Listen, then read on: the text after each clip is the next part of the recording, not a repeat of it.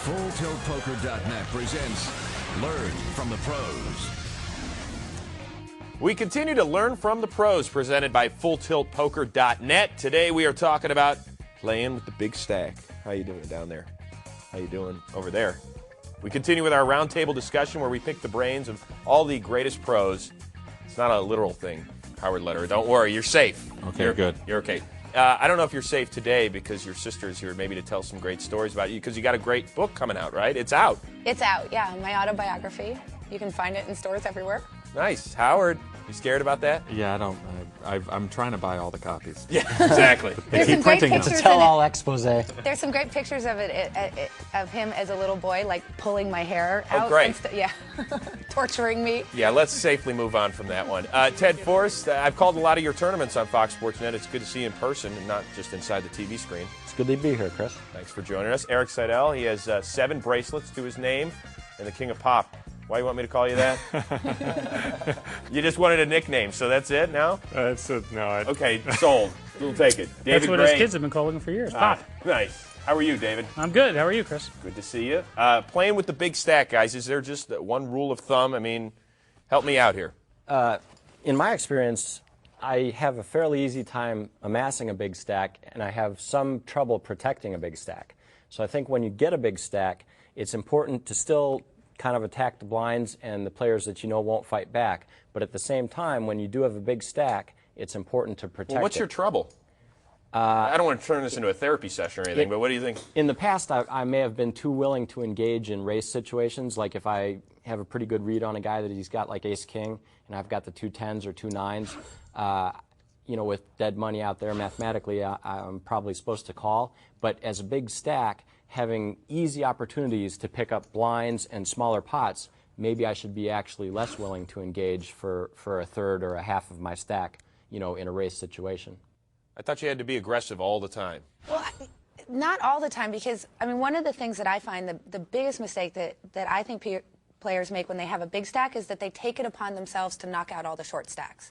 And it's actually a better strategy to let the short stacks butt up against themselves. I mean, obviously, if you have a great hand, then it makes a lot of sense. But your chips are so much more valuable to the short stack than their chips are to you. They're not going to increase your stack by very much, whereas you're going to double up their stack. It's much more valuable to them to get doubled up.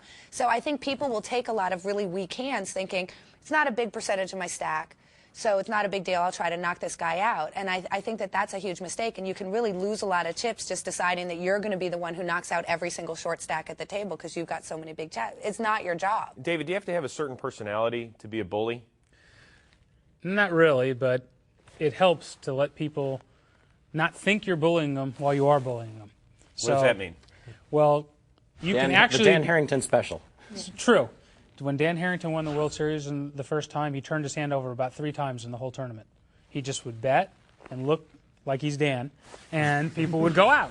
And a lot of times he had good hands, and a lot of times he had garbage. But people were afraid to mess with him, so he got out of people's ways. They broke each other. Then he'd make big moves on them. People didn't want to go broke to Dan, so they would fold. He would pick up chips and pick up chips.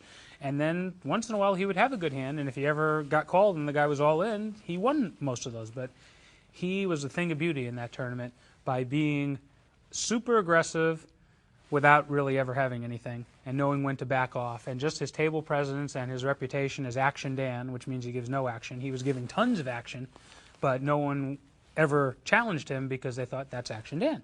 So if you have a really tight image, you don't have to be that tight. You just have to not get caught too often.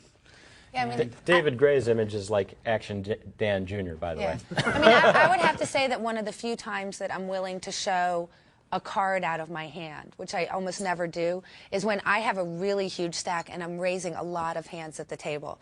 When people start to comment on that, you know, it looks like they're getting frustrated and they're going to come after me, I'll be like, look, you know, then I'll turn over the look, I had kings or whatever, so that they'll sort of back off that idea and they'll think that I'm just on a card rush. How do you get kings? Well, I like turn over 1 king. See, well, no, I had high or card. an ace. Like if I raise on the button, for example, which you raise a lot, and I happen to have an ace, and they're like, it looks like they're getting frustrated and they fold. Sometimes I'll show just the ace. The half a peek. The half a peek. And it's not something I normally do because I like people to pay to see my cards. But in that situation situation where you can wield your big stack well, if people start getting frustrated, sometimes it's good to throw off a tight image so that the short stacks aren't moving in on you and putting you to decisions for large percentages of your stack that they normally wouldn't. I mean, I've definitely, I remember last year at the World Series, I was in a situation where I think it was Barry thought he had busted me in a tournament. But it turned out I had about like 2 or 4 chips left. And there were 2 other people, and Barry was the big stack.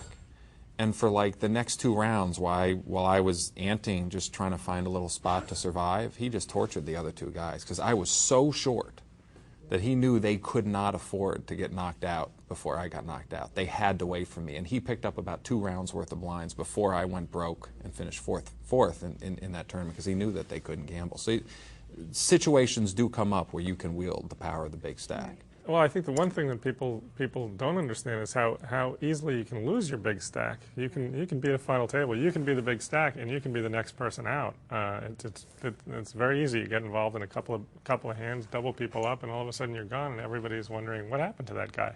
Yeah, I mean, that's I've kind of seen like so I many mentioned. times, right. It's more important to protect your big stack once you get a big stack. Yeah, I mean, I've seen so many times where people do, there's sort of 2 sides of the mistake. One is they raise with a really weak hand when someone in the big blind is basically pot committed because they're just like, I have a big stack, I'm supposed to raise, and all of a sudden they lose some chunk of their chips because they didn't look at what the size of the stack was in the big blind. Or the reverse is that, you know, they'll be in the big blind and someone will move in the field and they'll have a really weak hand, but they'll look and they'll say, well, you know, it's only 20% of my stack and I can knock this guy out if I call, and all of a sudden